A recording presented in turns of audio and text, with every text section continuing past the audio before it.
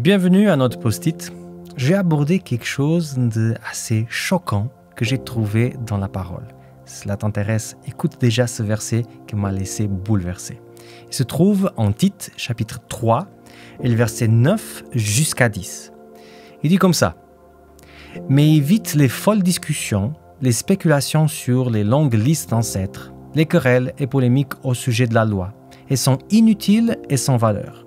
Donne un premier avertissement, puis un second à celui qui cause des divisions. Ensuite, écarte-le. » Alors, j'avais déjà énoncé au début, mais pour moi, c'est un texte qui est assez choquant, d'autant plus qu'il se trouve dans le Nouveau Testament.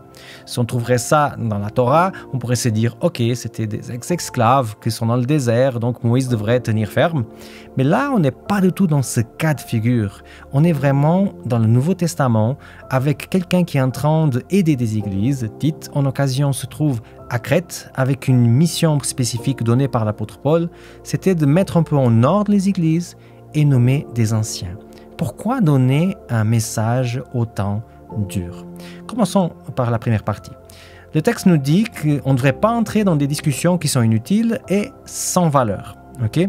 Et c'est vrai que les discussions inutiles, elles peuvent avoir une valeur, mais cette valeur est secondaire. Et les discussions qui n'ont pas de valeur, ça sert vraiment à rien. Et il est en train de dire, ne faites pas ça. Ne discutez pas des choses qui ne sont pas importantes, qui ne sont pas essentielles. C'est le même apôtre Paul qui va aussi dire que si on devrait savoir une seule chose, ça serait Jésus-Christ et sa croix, et pas une autre.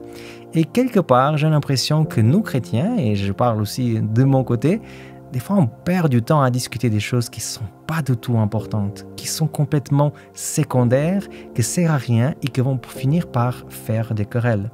Dans l'église de Tite, c'était un peu l'histoire des généalogies ou alors des spéculations et des polémiques par rapport à la loi. Pour nous, ça peut être tout un autre tas de sujets, des choses qui nous éloignent de ce qui est essentiel dans la vie du chrétien. La deuxième chose, c'est la chose plus compliquée. C'est qu'en fait, en tant que chrétien, on est toujours appelé à aimer, à accepter, à donner la place. Mais il y a quand même certaines limites qui sont aussi posées par la parole. On sait que le mot « diable », ça veut dire « celui qui désunit ». Et si moi je me mets à la place de la personne qui est en train de s'aimer la zizanie ou alors à désunir une communauté, je me mets du côté du diable, du côté de Satan. Et pour cela, le texte est intéressant parce qu'il va dans le sens de dire si ça arrive un truc comme ça, tu dois quand même rester ferme. Bien sûr, tu vas pas mettre l'amour de côté, tu vas pas mettre la prière de côté, tu vas rester chrétien tel quel tu es. Mais s'il y a besoin d'avoir une action plus forte, le texte est aussi là pour nous dire vas-y. Quel type d'action forte tu as besoin de faire dans ta propre vie?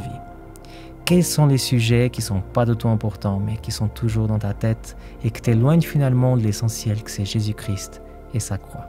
Je laisse ces questions pour ta réflexion. Moi, je m'appelle Samuel Cunha et c'était le post-it d'aujourd'hui.